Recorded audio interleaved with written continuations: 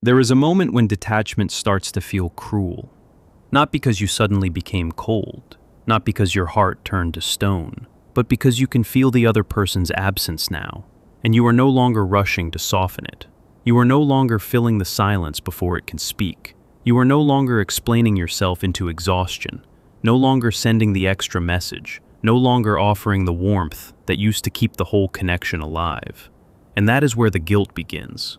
You sit there with your phone face down on the table, or maybe in your hand, lighting up and going dark, lighting up and going dark. And something in you whispers that if you really cared, you would reach out. If you were a good person, you would make it easier. If you were kind, you would not let the distance grow this large. But your body knows something your guilt does not. Your body knows what it cost you to keep that connection from falling apart. It knows the tightness in your chest every time you were the one to repair the mood. It knows the small humiliation of being the only one who noticed the silence. It knows the way your mind kept translating neglect into hope, and hope into loyalty, and loyalty into self-abandonment. So now, when you finally stop chasing, it feels almost immoral. Almost like you have become the villain in a story where you spent so long trying to be the one who understands, the one who waits, the one who forgives first. But this is the strange truth. Detachment often feels cruel right before it becomes honest. And honesty can feel brutal when you have built your whole role around being available. There are people who do not know how to meet you without your overgiving. They know your softness, your patience, your willingness to smooth the edges of everything. They know the version of you that could sense tension before anyone said a word. They know how to lean on your empathy without ever naming the weight they place there. And when you step back, when you stop carrying the emotional weather for both of you, the whole dynamic changes shape. Not always loudly. Sometimes it changes in the quietest possible way. A delayed reply, a shorter message, a strange emptiness in the space where your constant care used to live. A look that used to assume your presence and now does not know what to do with your absence. That is when many people panic and call detachment cruelty. But often, it is not cruelty. It is the first honest boundary the relationship has ever seen. Carl Jung understood something deeply human here, even if he was not speaking about your exact situation. He understood that the psyche loves roles. It clings to them. It repeats them. It builds identity around them. And if you have been the one who always rescues, always explains, always absorbs, always forgives, then your persona may have become the good one so completely that you no longer know where your real self ends and the role begins. That is why stepping back can feel so disorienting, because you are not only withdrawing from a person, you are withdrawing from an identity. You are no longer feeding the image that says, "I am safe only when I am useful." You are no longer performing the script that says, "If I stay gentle enough, patient enough, understanding enough, then maybe I will finally be chosen properly." You are no longer trying to earn your place by making yourself smaller and more manageable. And the guilt that rises in that moment is not always moral truth. Sometimes it is a complex being disturbed. A complex is not just a feeling. It is an old emotional knot. It activates quickly, often before thought. It can make a simple boundary feel like betrayal. It can make silence feel like punishment. It can make your nervous system react as if you have done something terrible, when in reality, you have only stopped over-functioning. That is why detachment can feel cruel from the inside. You are not merely choosing distance, you are interrupting an unconscious agreement. The agreement may have been unspoken, but it was powerful. I will keep giving, and you will keep taking. And as long as I remain understanding, we will both pretend this is love, or friendship, or loyalty, or something worth preserving. But the deeper truth is often more uncomfortable. Sometimes what we call love is a structure built on emotional labor, and what we call kindness is a habit of self-erasure. That does not mean your care was fake. It means your care may have been mixed with fear. Fear of being abandoned, fear of being seen as difficult, fear of disappointing someone, fear that if you stop being easy to hold, you will be left behind. And this is where Jung becomes important. Because Jungian psychology does not ask, how do I force the other person to behave? It asks, what inside me keeps accepting this pattern as familiar? That question changes everything. Maybe the person in front of you is not the whole story. Maybe they are a screen. Maybe they carry a projection. Maybe your psyche placed something on them that they could not actually hold.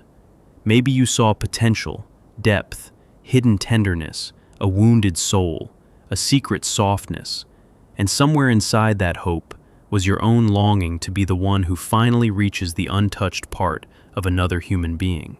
That is a beautiful longing. It is also dangerous when it becomes your entire compass, because projection can make absence feel meaningful when it is actually just absence. It can make inconsistency feel mysterious when it is actually a pattern. It can make emotional unavailability seem deep, because the unconscious loves to attach depth to what it cannot yet accept as ordinary harm. And if you have a strong empathic nature, this is even more complicated. You do not just notice pain, you absorb atmosphere. You feel the shift in a room before anyone names it. You can sense disappointment, tension, withdrawal, and the tiniest change in someone's tone. That sensitivity is real. It is also easy to exploit, even unintentionally, because people around you learn that you will do the emotional work for them. So they do less, not always because they are malicious, sometimes because the system has trained them to. This is why the moment you stop explaining yourself can feel so shocking. The other person may suddenly act confused, offended, distant, or wounded. They may not be used to being met with a clean boundary instead of a long emotional rescue. And then your old persona wakes up and says, "See, you were too harsh. You should have softened it. You should have sent the longer text. You should have made them understand." But understand what, exactly? That you are tired? That you are no longer willing to be the only adult in the room? That your compassion is not an unlimited resource for other people's avoidance? There is a point where compassion without boundaries becomes self-betrayal. And self-betrayal always looks noble at first. It often sounds noble too. It says things like, "I just want peace. I don't want to upset anyone. Maybe if I stay calm enough, this will pass. Maybe they are going through something. Maybe I am asking for too much." Sometimes those thoughts are true. Sometimes they are also the language of a wounded persona trying to preserve belonging at any cost. The shadow enters here. Not the shadow of evil, but the shadow of everything you were not allowed to feel. Resentment, exhaustion, anger. The wish to stop being the one who always understands. The quiet fantasy of disappearing for a while, just to see whether anyone notices. The part of you that is tired of being spiritually correct, emotionally available, and endlessly patient while your own needs remain unnamed. That shadow does not make you bad. It makes you real. And when detachment begins, that shadow often rises first. Not because you are becoming heartless, but because your psyche is finally refusing to continue the old performance. The body starts saying what the mouth has avoided. The stomach tightens, the jaw locks, sleep becomes lighter. You feel irritated by things that used to pass unnoticed. You no longer want to answer every call. You no longer want to be the soft landing place for every unresolved feeling in someone else. This is the part people misunderstand. They think the change happened because you became colder. Often the change happened because you became more honest. Honesty is not always gentle in the beginning. Sometimes honesty is the moment you admit, "I cannot keep doing this and remain whole." Sometimes honesty is the decision to let the silence be silent, to let the message remain unsent, to let the apology not be chased, to let the other person sit inside the consequence of their own distance. And if you have spent years in a role where your value came from how much emotional friction you could absorb, that honesty will feel like cruelty. It may even feel like grief, because there is a death in it. The death of the version of you who believed love had to be earned through endurance. The death of the version of you who thought being good meant never having a hard edge. The death of the version of you who mistook tolerance for devotion. There is no clean way through that death. You do not outgrow it by repeating affirmations over it. You outgrow it by noticing how often your body says no while your habit says yes. And if we are speaking honestly, That is where many people begin to wake up. Not when they are betrayed dramatically, not when the truth is shouted at them, but when their own exhaustion becomes impossible to spiritualize away. You stop romanticizing the dynamic when your nervous system can no longer carry it. You stop calling it love when your chest tightens every time they appear. You stop calling it loyalty when your self-respect keeps shrinking. You stop calling it patience when what you are really doing is waiting to be treated with the care you already give. That is not cruelty. That is the beginning of individuation.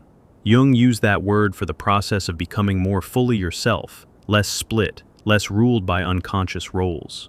Individuation is not about becoming superior. It is about becoming whole. And wholeness often requires separating from what has fused itself too tightly to your identity. Sometimes the first step toward wholeness is disappointing the version of you that was built to survive by pleasing. That version may cry, it may panic, it may call you selfish, it may tell you that if you do not soften this boundary, you will lose everything. But what if what you lose is the very thing that was draining you? What if the thing that feels like loss is actually the first real space you have had in years? Think of a room that has been overfurnished. Too many chairs, too many voices, too many obligations stacked against the wall. You can barely move. Then one day you remove a table, and the room looks empty enough to feel unsettling. For a moment, it seems like something precious has been taken away. But then you realize you can breathe. You can walk. You can see the window again. Detachment is like that. At first it feels like absence, then it becomes space, then it becomes truth. And truth, in relationships, is often very simple. If someone only values your presence when it is convenient, then your absence reveals the real structure. If someone only responds when you are available at the level of their need, then your boundary shows you what the connection was built on. If someone becomes warmer the moment you stop overgiving, that does not automatically mean they suddenly transformed. Sometimes it means your withdrawal removed the cushion that allowed the pattern to continue unnoticed. This is why detachment is not a tactic. It is not a clever move to make someone miss you. It is not emotional chess. It is not a hidden strategy to regain power. If it is honest, it is something much quieter and much more serious. It is the moment you stop volunteering for your own diminishment, and that can look cold to people who benefited from your warmth without ever learning how to meet it with care. There is a particular pain in being the emotionally responsible one. You become the translator, the peacemaker, the one who notices, the one who absorbs, the one who keeps the thread from snapping. And then, when you finally loosen your grip, everyone acts as if you have changed the rules. No, you have simply stopped pretending the old rules were fair. This is where guilt gets loud. Because guilt loves old systems. Guilt wants you back in the role. Guilt says, you are being difficult, you are overreacting, you are abandoning them. But guilt is not always a trustworthy witness. Sometimes guilt is just the emotional echo of a boundary that your psyche has not yet normalized. If you were trained to equate love with access, then privacy feels suspicious. If you were trained to equate kindness with availability, then saying no feels harsh. If you were trained to equate your worth with being needed, then not rescuing someone feels like disappearance. But a boundary is not a disappearance. It is a line. And lines are how the psyche learns where it ends and another person begins. Without lines, empathy becomes fusion. Fusion feels intimate at first, but it quietly erases you. You stop noticing your own weather because you are too busy tracking someone else's storm. You stop asking what you feel because you already know what they feel. You stop checking your own needs because theirs arrive so loudly that yours become background noise. That is not love. That is a collapse of differentiation.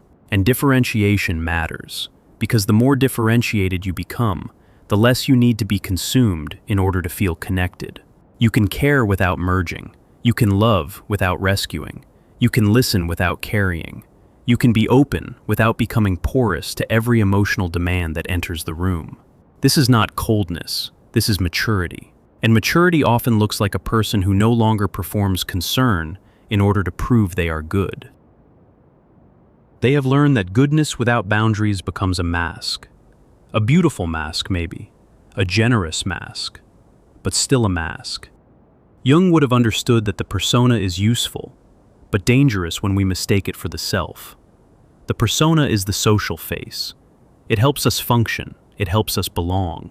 But if your persona becomes the one who never causes trouble, then your real self may be exiled every time it wants rest, clarity, or distance. And exiled parts do not disappear. They return as fatigue, as resentment, as numbness, as the sudden inability to care the way you used to care, as the feeling that something in you has gone quiet because it is tired of being used. That quiet is not empty. It is your psyche withdrawing consent. That is why detachment can feel cruel even when it is the most loving thing you have done for yourself. Because a part of you still believes love must be proved through sacrifice. But sacrifice without reciprocity eventually becomes a shrine to your own loneliness. There is another layer here too, and it is important. Sometimes the person you are detaching from is not only a person, they are also carrying an image of what you hoped they could become, an image of what you thought they represented, an image of the life you wanted to have if this connection worked out the way you imagined. When that image breaks, the pain is larger than the relationship itself. You are grieving not only them, but the future your unconscious attached to them. That is why the silence hurts so much. It is not just the silence of a message unanswered. It is the silence of a fantasy dissolving. The silence of realizing that what you were feeding may have been a projection layered over a real human being who could not meet you in the place you were reaching from. This does not make you foolish. It makes you human. The psyche always reaches before it knows. It projects meaning. It attaches symbols. It sees possibility. That is part of how we fall in love, part of how we hope, part of how we survive emotional uncertainty. But eventually reality asks to be seen without the veil. And when it is seen, detachment is often the only honest response. Not because you no longer care, because you care enough not to lie to yourself. There is a strange grief in that, and there is also peace. Peace does not arrive as a dramatic revelation. It arrives more like a chair being placed back under your own weight. It arrives when you stop rehearsing the next message in your head. It arrives when you no longer check the phone with that tiny internal collapse. It arrives when the empty space stops feeling like a verdict and starts feeling like a mirror. A mirror is a good symbol for this stage, because detachment shows you what you have been unable to see while you were too busy reaching outward. It shows you how much of your energy went into managing another person's response. It shows you how little room there was left for your own center. It shows you the exact point where care turned into self-erasure. And once you see it, you cannot unsee it. That is the beginning of freedom. Not the freedom of not caring. The freedom of caring without losing yourself. Not the freedom of punishing. The freedom of no longer participating in what depletes you. Not the freedom of becoming hard. The freedom of becoming clear. Sometimes people around you will call that cruelty because they were accustomed to your softness as an open door. But an open door with no boundary is not kindness. It is exposure. And exposure, repeated long enough, becomes injury. So, if you are in that place now, if you feel the guilt rising because you have finally stopped reaching first, I want you to hear this carefully. You are not cruel for becoming harder to access when access has cost you your peace. You are not cruel for no longer explaining what should have been obvious. You are not cruel for letting the silence remain silent. You are not cruel for refusing to rescue someone from the emotional consequences of their own behavior. You are not cruel for protecting the part of you that has been overused. The part of you that once rushed to fix everything may still tremble. Let it tremble. That is only the old pattern losing its grip. The nervous system often confuses familiarity with safety. So when you stop overfunctioning, your body may feel alarm before it feels relief. That does not mean you are doing the wrong thing. It means your system is learning a new language, and new language always feels awkward at first. The language of boundaries says, I do not have to be available to be worthy. The language of self-respect says, I can care without collapsing. The language of individuation says, I can be loving without becoming a container for everyone else's unfinished life. That is what detachment becomes when it is honest. It becomes a return to center. And from center, you begin to notice things you could not see before. You notice who respects your no.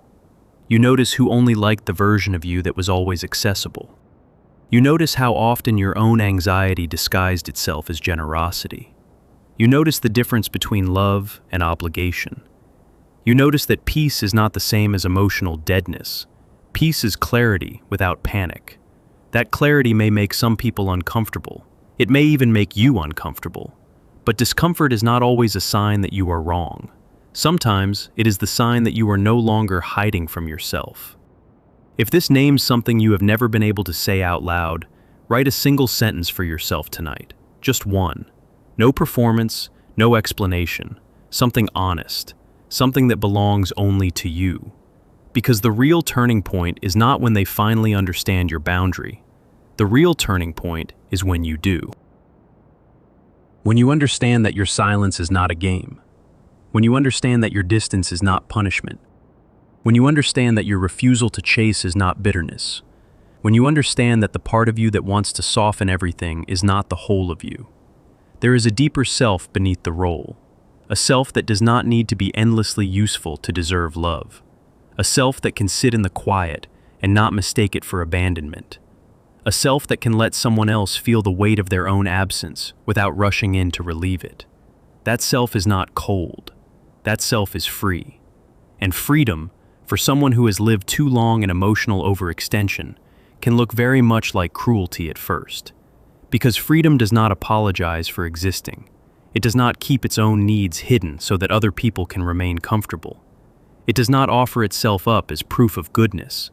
It simply tells the truth.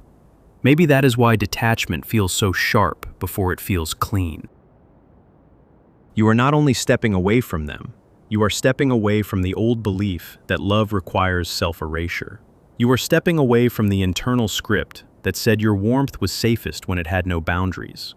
You are stepping away from the fantasy that if you gave enough, the imbalance would eventually become tenderness. And maybe, in the quiet that follows, you will feel the grief of that. Let it come. Grief is not failure. Grief is the psyche acknowledging what it can no longer deny. But do not confuse grief with wrongdoing. A door can close honestly without hatred. A heart can step back honestly without revenge. A person can detach honestly and still be kind. That is the balance. Not coldness for its own sake. Not dramatic withdrawal. Not a punishment dressed up as self-respect. Just the clean, difficult truth that you are no longer willing to abandon yourself in order to keep someone else comfortable. And if they ever meet you again after this, they will meet someone different. Not harder, not smaller, not superior. Just more real. Someone who does not confuse being needed with being loved. Someone whose empathy now has a spine. Someone who can stand in the silence without trying to fill it out of fear. That is what honest detachment gives you. Not a victory over anyone else, a return to yourself. And when you return to yourself, the room changes. The phone is still there. The silence is still there. The night may still feel long, but something inside you is no longer begging the empty space to answer back. You are answering yourself now. My kindness no longer requires self-betrayal, and that is not cruelty. That is the beginning of peace.